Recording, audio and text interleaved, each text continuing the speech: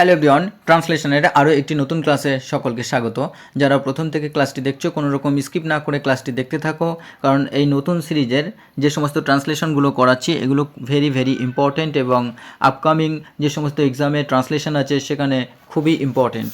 তো চলো আমরা প্রথম লাইনটি দেখব যে অবিনাশবাবু একটি বিরক্তিসূচক শব্দ করে মাথা নেড়ে বললেন, আপনাকে পই পই করে বলছি, এবার রিটায়ার করুন।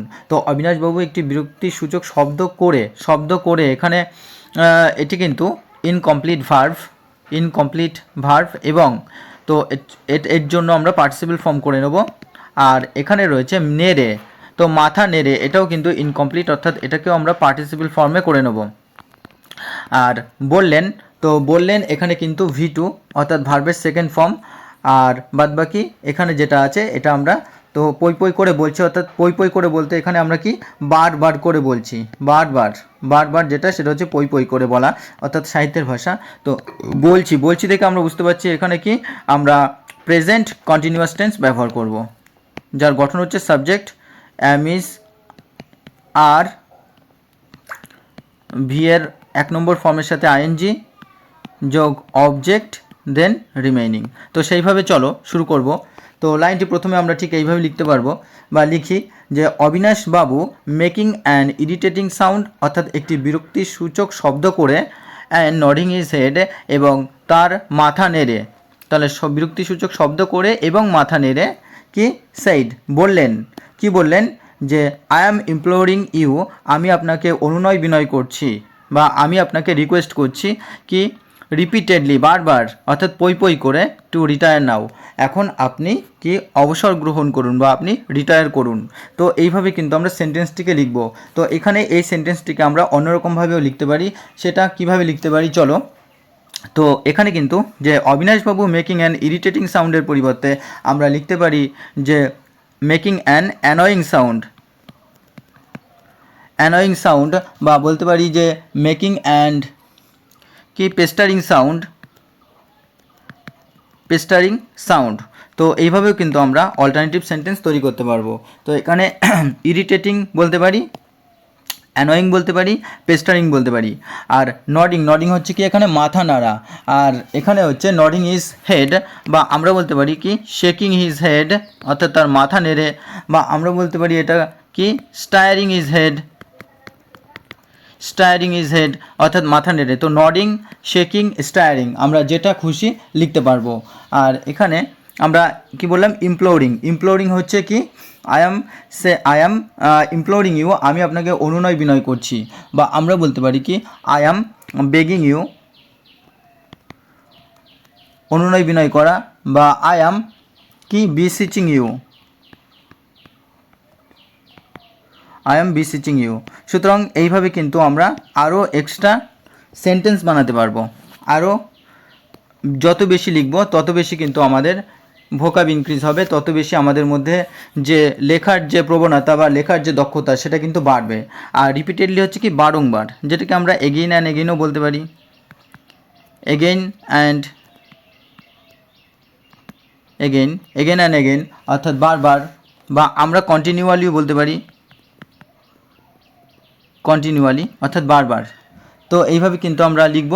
আর টু রিটায়ার এখানে ভি অনের সাথে তার আগে টু ব্যবহার করা হয়েছে, অর্থাৎ ইনফিনিটিভ ব্যবহার করা হয়েছে। তো চলো পরের বাক্যটি দেখি। পরের বাক্যটি আছে, আরে মশাই বিজ্ঞানেরও তো একটা শেষ আছে, নাকি মানুষ অনাদি অনন্তকাল ধরে একটার পর একটা নতুন গবেষণা চালিয়ে যাবে। তো শেষ আছে এবং এটাকে আমরা লিখব কি সিম্পল প্রেজেন্ট টেন্সে, আর এটাকে লিখব চালিয়ে যাবে, অর্থাৎ কি এটা ফিউচার টেন্সে লিখব। তো চলো দেখি বাক্যটিকে কীভাবে আমরা লিখতে পারি। তো আরে মশাইয়ের আমরা বলতে পারি যে হে মিস্টার, বা আমরা বলতে পারি হে স্যার। আরে মশাই, science has also an end, বিজ্ঞানেরও একটা শেষ আছে। আর পিপল উইল এক্সিকিউট, না নয়তোবা মানুষ কি, অর্থাৎ এক্সিকিউট মানে সম্পাদন করা, নইলে মানুষ কি সম্পাদন করে থাকবে বা চালিয়ে যাবে কি এ নিউ রিসার্চ, একটা নতুন গবেষণা, on after another, forever and ever অর্থাৎ চিরকালের জন্য বা অনন্তকাল বা অনন্তকাল ধরে।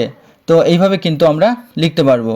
তো এখানে হে মিস্টারকে আমরা হে স্যারও বলতে পারি, আর এখানে আমরা এক্সিকিউট করা বা আমরা বলতে পারি কি এক্সিকিউটের পরিবর্তে আমরা বলতে পারি পারফর্ম করা, পারফর্ম করা অর্থাৎ সম্পাদন করা, বা আমরা বলতে পারি কি কন্ডাক্ট করা, চালিয়ে যাওয়া। তো এইভাবে কিন্তু আমরা এক্সট্রা সেন্টেন্স অর্থাৎ এই ওয়ার্ডগুলি দিয়ে আমরা আরও বেশি সেন্টেন্স তৈরি করে ফেলতে পারবো। আর ফর এভার অ্যান্ড এভার অর্থাৎ চিরকালের জন্য বা আদি অনন্তকাল ধরে, যেটাকে আমরা কিন্তু বলতে পারি কি এন্ডলেসলি। তো চলো আমরা পরের বাক্যটি দেখি। তো পরের বাক্যটি, আমি একটু হেসে বললাম, আমার তো তাই বিশ্বাস। তো এটা হচ্ছে সেইড অর্থাৎ বললাম, আর আমার তো তাই বিশ্বাস।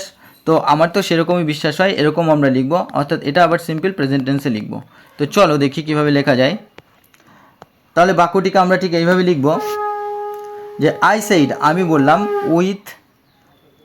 উইথ লিটল স্মাইল বা উইথ এ লিটল স্মাইল একটুখানি হেসে। তাহলে I said with a little smile, আমি একটু হাসি দিয়ে বললাম কি আই বিলিভ সো, আমি তো এমনটাই বিশ্বাস করি বা আমি তো এরকমই বিশ্বাস করি। তো এটাকে আমরা লিখতে পারবো যে উইথ এ লিটল স্মাইল বা উইথ এ লিটল লাফও বলতে পারি, একটু হেসে বললাম যে আমি তো এমনটাই বিশ্বাস করি। তো আই বিলিভ সো বা আমি বলতে পারি আই ট্রাস্ট সো, বা বলতে পারি আই থিঙ্ক সো, আমি তো এমনটাই ভাবি, বা আই প্রিজিউম সো।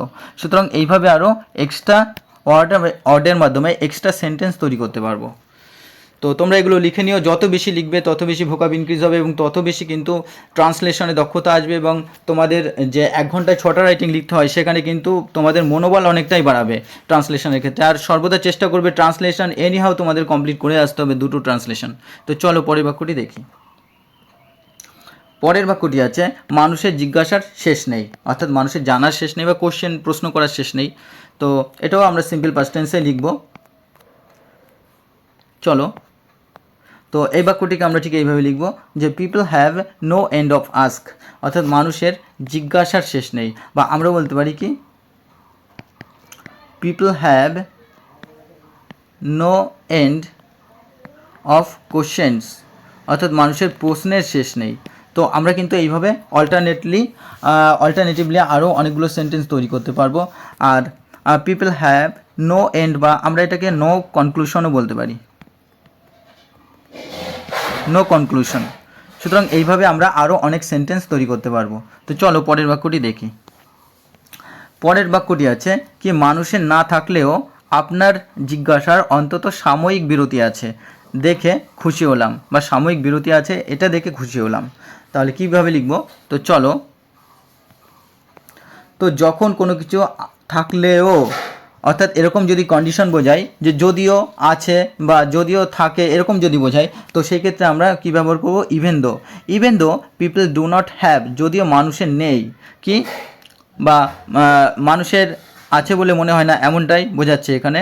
মানুষের না থাকলেও, even though people do not have but I am glad to see you, কিন্তু আমি আপনাকে দেখে খুশি, that there is at least a temporary break, অর্থাৎ অন্তত একটা সাময়িক বিরতি রয়েছে ইন ইউর কোশ্চেন্স, আপনার প্রশ্নের মধ্যে বা আপনার প্রশ্নে কি একটা সাময়িক বিরতি আছে, এটা দেখে অন্তত আমি খুশি। আই এম ভেরি গ্ল্যাড, অর্থাৎ আমি এখানে খুবই খুশি, বা আই এম গ্ল্যাড বলা যায়, অর্থাৎ আমি খুশি। তো ইভেন দোকে আমরা আর কীভাবে লিখতে পারবো? ইভেন দোকে কিন্তু আমরা লিখতে পারবো যে ইভেন ইফ, যদিও, বা আমরা কিন্তু এটাকে অলদো বলতে পারি, অলদো, যদিও। তো এইভাবে আমরা লিখতে পারবো। আর এখানে যে আই অ্যাম গ্ল্যাড বা আমি খুশি, তো গ্ল্যাডকে কিন্তু আমরা বলতে পারি আই অ্যাম হ্যাপি, আমি খুশি, বা হ্যাপিও মনে থাকে আমাদের, গ্ল্যাডও মনে থাকে, কারণ দুটোই সর্বদাই আমরা ব্যবহার করি, অর্থাৎ কমন ওয়ার্ড। বা আই অ্যাম প্লিজডও বলতে পারি, আই অ্যাম প্লিজড, আমি খুশি, বা বলতে পারি কি আই অ্যাম ডিলাইটেড, বা আমরা বলতে পারি আই এম কন্টেন্টেড। সুতরাং অনেক ওয়ার্ড আছে, সমস্ত ওয়ার্ড অর্থাৎ যেগুলো প্রচলিত বা বেশ মনে রাখার মতো সেগুলোই লিখলাম, তোমরা এগুলো লিখে নিও। আর এখানে হচ্ছে কি ব্রেক, টেম্পোরারি, যেটা সাময়িক বা যেটা সাময়িক বিরতির কথা বলা হচ্ছে, অর্থাৎ এটাকে ইন্টারিম ব্রেকও বলা যায়। ইন্টারিম ব্রেক, টেম্পোরারি ব্রেক বা ইন্টারিম ব্রেক, বা এটাকে আমরা বলতে পারি কি পিরিয়ডিক, বা আমরা এটাকে কি বলতে পারি, এটাকে আমরা বলতে পারি টপিক্যাল ব্রেক। সুতরাং তোমরা এগুলো লিখে নেবে, এক্সট্রা ওয়ার্ড লিখে নেবে। যত বেশি লিখবে তোমাদের সুবিধা হবে, তত বেশি ভোকাব ইনক্রিজ হবে, তত বেশি ট্রান্সলেশনে দক্ষ হবে। তো চলো পরের বাক্য দেখি। পরের বাক্যটি আছে কি, চলুন বেরিয়ে আসি। তো এটাকে আমরা কিভাবে লিখব? তো চলুন এখানে কিন্তু রিকোয়েস্ট, সেন্টেন্সটাকে রিকোয়েস্ট করা হচ্ছে। তো সেইভাবে আমরা লিখব যে come on let's go out, চলুন আমরা বেরিয়ে আসি। তো এই যে গো আউট হচ্ছে যখন আমরা ভ্রমণে বেরিয়ে আসি বা ভ্রমণে যাই এমনটা লিখি, তখন কিন্তু গো আউট ব্যবহার করা হয়। বা আমরা এই সেন্টেন্সটাকে আবার অন্যরকমভাবেও লিখতে পারবো যে কাম অন কি লেট আস গো, চলো আমরা যাই, টু ট্রাভেল অর্থাৎ বেড়াতে। তাহলে come on let's go out, let us go out, বা come on let us go to travel, বা চলো আমরা বেড়াতে যাই, বা come on let us go to tour, আমরা ভ্রমণে যাই। তো এইভাবে কিন্তু আমরা একাধিক সেন্টেন্স তৈরি করতে পারবো। তো চ্যানেলটিতে প্রথম যারা, তারা সাবস্ক্রাইব করে পাশে থাকা বেল আইকনটি প্রেস করে রেখো, এবং যারা প্রতিনিয়ত ক্লাস দেখো তাদের অসংখ্য ধন্যবাদ। তোমরা এইভাবে পাশে থাকো, এবং এই সিরিজটা থেকে আশা করি পিএসসি ক্লার্কশিপ, মিসলেনিয়াস এবং অন্য বিশেষ করে যারা ডাব্লিউবিসিএসের প্রিপারেশান নেয় তারাও এখান থেকে কমন পাওয়ার অনেকটাই চান্স রয়েছে। তো তোমরা এইভাবে দেখতে থাকো, প্রতিনিয়ত আমি ক্লাস দিয়ে যাব। এই সিরিজটা প্রচুর সিরিজ আছে এটার, তো এইভাবে ক্লাস চলতেই থাকবে, এবং আশা করি ট্রান্সলেশনের পাশাপাশি একটা সময় আসবে তোমরা নিজেরাই দেখবে যে ইংলিশে কতটা দক্ষ হয়ে গেছো, তোমরা নিজেরাও সেটা ফিল করতে পারবে। তো ধন্যবাদ, এই পর্যন্তই। চলো দেখা হবে পরবর্তী ক্লাসে।